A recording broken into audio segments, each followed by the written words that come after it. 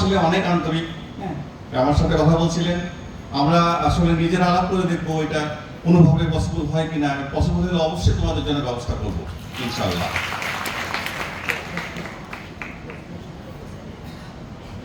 আর আমাদের জয় ভাই বলতেছেন যে ব্লগ পোস্টিং যাদের হবে, ব্লগ পোস্টিং হয়তো পসিবল হবে, বাকিটা আমরা আসলে আলাপ আলোচনা করে আমরা দেখবো যে কোনটা ফিজিবল আর কোনটা আসলে। আমাদের বড় একটা প্রবলেম হচ্ছে যানবাহন সমস্যা।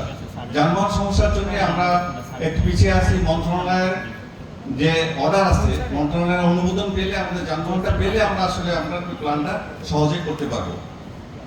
আরেকটা ব্যাপার হচ্ছে খুশির ব্যাপার, ছাত্র শিক্ষকদের জন্য আমাদের শুদ্ধ জিয়া ভাই বলে গেছেন, সেটা হচ্ছে যে inter medical college indoor games এবং ফুটবল টুর্নামেন্ট অনুষ্ঠিত হবে।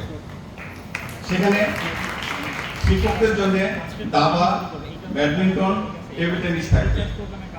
ছাত্রছাত্রীদের জন্য ব্যাডমিন্টন, টেবিল টেনিস এবং ছাত্রদের জন্য ফুটবল থাকবে। আমাদের ক্যাম্পাসে আসলে আমি যতটুকু দেখছি ফুটবলের জন্য যে উন্মাদনা আছে, আমার ধারণা আমাদের মেডিকেল কলেজ থেকে ফুটবল টিম খুবই ভালো একটা ফুটবল টিম এবং জাতীয় পর্যায়ে এরা খুব ভালো করবে বলে আমার বিশ্বাস। সবশেষে সবাইকে ধন্যবাদ জানাই, স্পেশালি আমাদের অতিথিবৃন্দ যাদের কর্মব্যস্ততা মাঝে তাদের বিজি শিডিউলের মধ্যে আমাদেরকে সময় দিয়েছেন। আমি ধন্যবাদ জানাই আমাদের সম্মানিত শিক্ষক মণ্ডলীকে, ছাত্রছাত্রীদেরকে, আমাদের কর্মকর্তা কর্মচারীদেরকে এবং অন্যান্য সবাই যারা এই প্রোগ্রামের সাথে যুক্ত থেকেছেন এবং সহযোগিতা করেছেন। সবাইকে আবারও ধন্যবাদ দিয়ে এটা নিয়ে আমি আমার বক্তব্য শেষ করছি।